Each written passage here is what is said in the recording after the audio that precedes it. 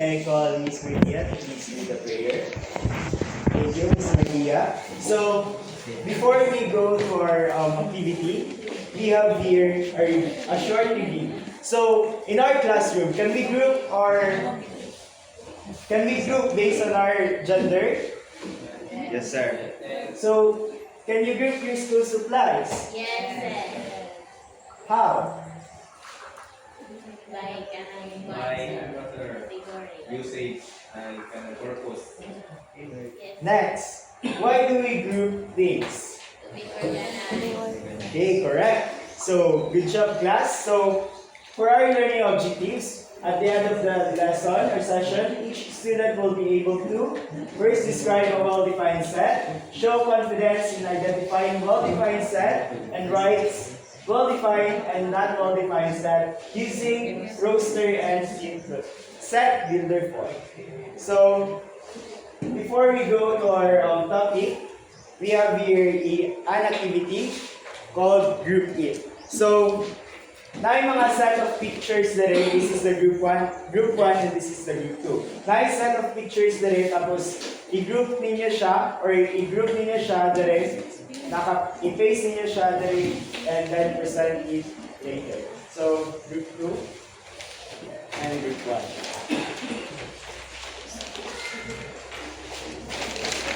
I will give you 5 minutes to do that.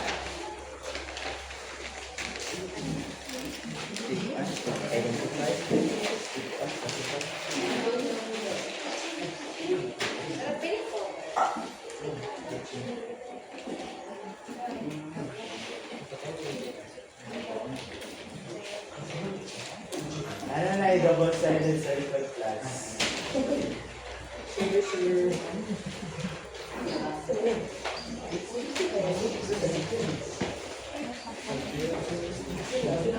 So, group 2, can you present your work in your representative?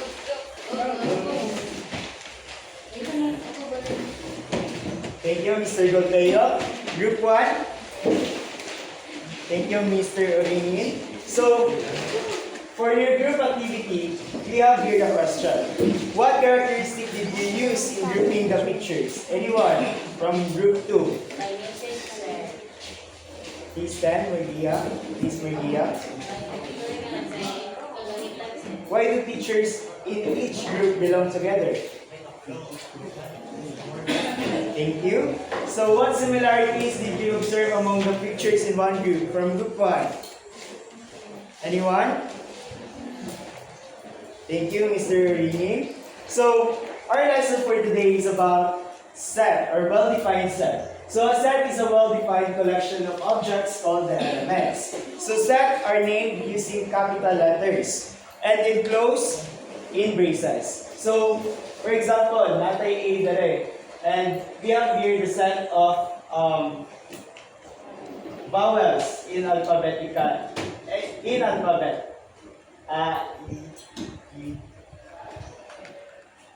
So, we group natin siya using the braces. And this is the name of the set. So, the order of elements does not matter, and repeated elements are written only once.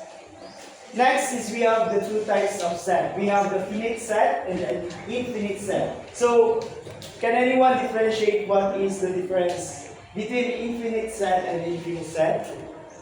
Yes, Mr. Vitalcorin. Thank you. So, he is correct in defining the finite set and the infinite set. So, the finite set has a limited number of elements. So, when we say limited, nara siya kanang specific lang or makount lang nimo ang ma-identify lang nimo tanan nga elements nga gipangayo sa set. And in infinite set, dili nimo siya malista and you can use the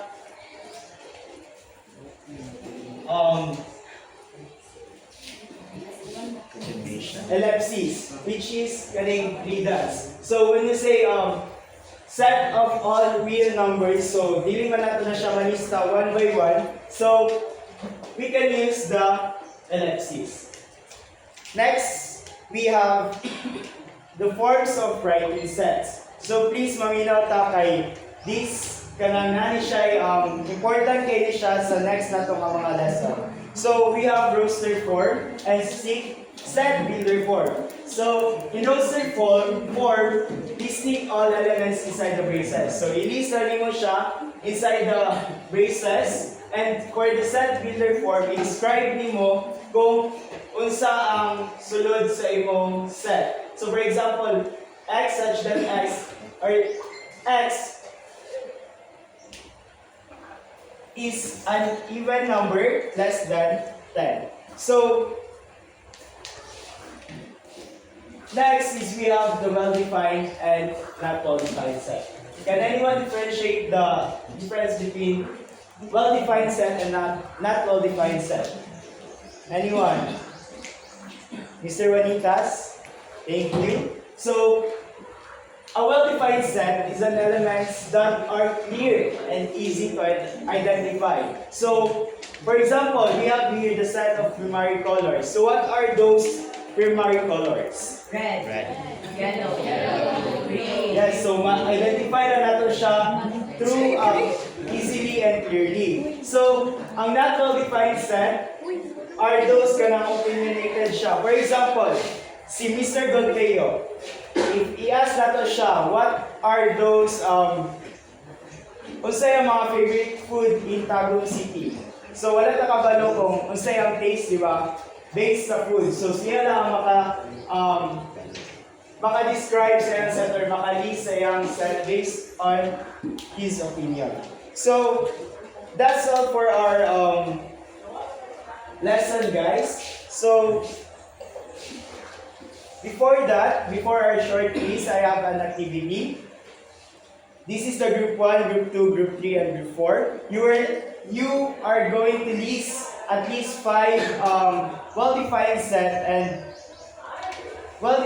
and not well-defined set. And you will write it in roster and set builder form. So, inside the classroom lang ang mga makita ninyo mga tips, guys. So, I will give you 10 minutes to write or to list your answer in a sheet of paper.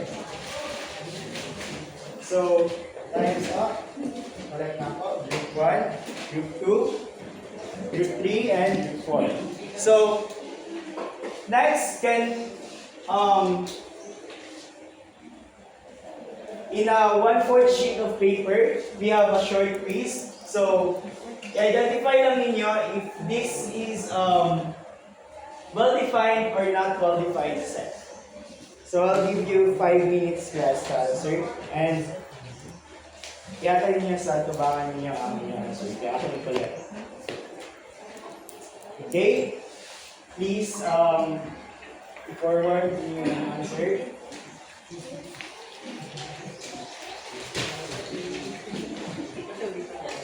So for your assignment